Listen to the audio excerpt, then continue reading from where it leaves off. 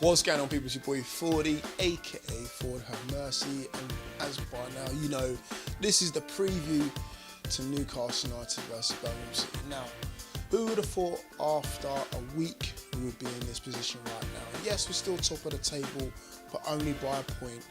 You know, we've suffered 3 losses in the space of 7 days, out of the cup now, and we're now kind of self-doubting ourselves whether we are going to get 3 points. Let's be honest. Before, you know, it doesn't matter what team rocked up to St James's Park, you'd have thought, yeah, we'll beat them 2-3-0. But now it's a different kettle of fish, should we say, so to speak. So obviously we're playing Birmingham City, no slouches whatsoever. Birmingham City, they're currently in the playoffs, 5th place I believe, and doing well under Gary Rowett as well in terms of form. They've had a mixture in the last 6 games, lost 2, drawn 2, and of course won 2 as well. Newcastle United, on the other hand, as I said before, we've lost our last 3 games, but as I said, we're still top of the table, just by that small margin. So going into the game, previous history suggests that we should win the game. We've won 3 out of our last 5 games. The last time they beat us was in the FA Cup 5-1 in 2007, but that was a very long time ago. So bringing us forward into the 21st century, who's the players from Birmingham City that we need to watch out for? I've pinpointed 3 players, starting off with their strikers. Yes, Clayton Donaldson, probably the most prolific out of the strikers, alongside Lucas Jutkovic, who's currently on loan for them. Those 2 are in pretty decent form right now, and 2 players that we definitely need to keep an eye on. Also, I would recommend keeping an eye on Davis out on the wing. Pretty nippy, and again looks to deliver as quickly as possible for the 2 up front. Obviously, they've got threats off the bench, the likes of Shay Adams, someone who was linked with in the summer and previously before. And in defence, they're quite solid with the likes of Shotton, and of course, alongside him, they have the likes of Morrison as well. So those are the players I think we need to look out for. In terms of Newcastle United's point of view, we have obviously the likes of Shelby and Dummett ready to play. Obviously their red cards have been rescinded from the Nottingham Forest game, so they're ready to go. Obviously still suffering from last week's chain of events, shall we say, against the likes of Hull City. Thinking about that, we've played 120 minutes against Hull City, 90 minutes against Blackburn last Saturday, and of course on Friday we played 90 minutes against Nottingham Forest as well. So those guys must have been knackered, but hopefully we've used this week to get over it, and hopefully we're in an opportunity where we can get back to winning ways straight away, basically. Apart from those bits of drama, we've only got Aarons and Elliott out, so I'm expecting a full lineup, a full strength lineup, should I say, for this game as well. And a game that we cannot take lightly at all. Birmingham, probably another big test, how we like to always say, a big test. You know, a top 5 contender, a playoff contender, someone that we will not roll over at all.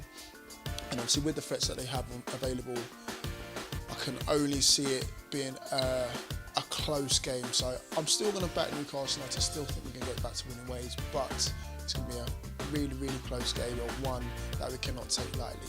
How are we going to win the game? I believe we need to change it up, and I've been saying it in the previous videos that we need to change it up. Will we? Probably not at the start, probably still go with 4-4-1-1 as we always do, but I think we need a different approach to how we go about things. So if you've been watching us in the past games, we tend to either go through John Joe Shelby a lot, or we try and get it out wide and get the ball into the box, which I agree with, but we need a quicker approach to that, or a different approach to that, so to speak. So for me, my personal lineup would be Darlow in goal. Obviously you can see what he could offer in the previous game against Nottingham Forest. That's a no-brainer. Back 4, I would go with Anita on this one instead of Yedlin. I know everyone's kind of oohing and ahhing where they should go with Yedlin or Anita. For me, it's Anita. Anita would be more solid at the back rather than thinking about going forward. We've got enough people to worry about that. So again, Anita for me starts this game. Rest of the back four is Lascelles, Clark. I think those two have been phenomenal so far. Lascelles didn't really have the best of games against his old club, against Nottingham Forest, but he's been solid throughout the season for the majority of it as well. And alongside Clark, those two form a formidable partnership as well. Dummett left back, as much as people want to give him stick, out of all the left backs we've had so far in the team, Lazar, James, I think Dummett's probably the most solid left back that we have at the club and offers a lot defensively, but obviously not that much going forward. In midfield, pretty much picks itself. Two guaranteed starters is usually Richie and Shelby. So far I haven't heard anything more about the trial in terms of Shelby's situation, so I'm guessing he's good to play. Obviously the red card's been rescinded. Richie, on the other hand, said himself that he needed to get a goal before the Forest game. Got the goal at the Forest game, although obviously ended up on the losing side.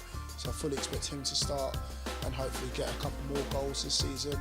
The other two positions are up for grabs, obviously whoever plays alongside Shelby.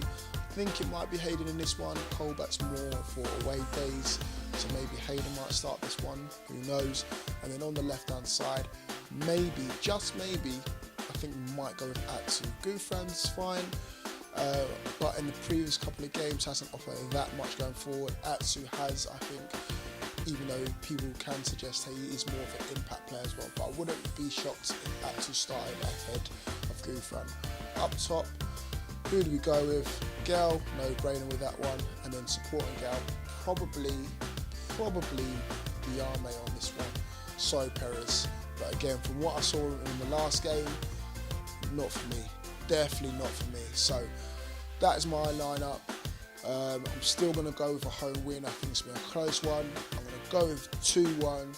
Hopefully we can stop the rot and continue back onto winning ways, because we've got a tough week coming up after this game as well. So that's my preview for the game. I'll be there, of course, in attendance. I'll be doing a fan count before the game, possibly after the game, so watch out for me around the Shearer statue. That has been enough for me, guys. Thank you guys for listening, if you have been throughout the whole video. I'll see you guys all soon. Q2. Peace.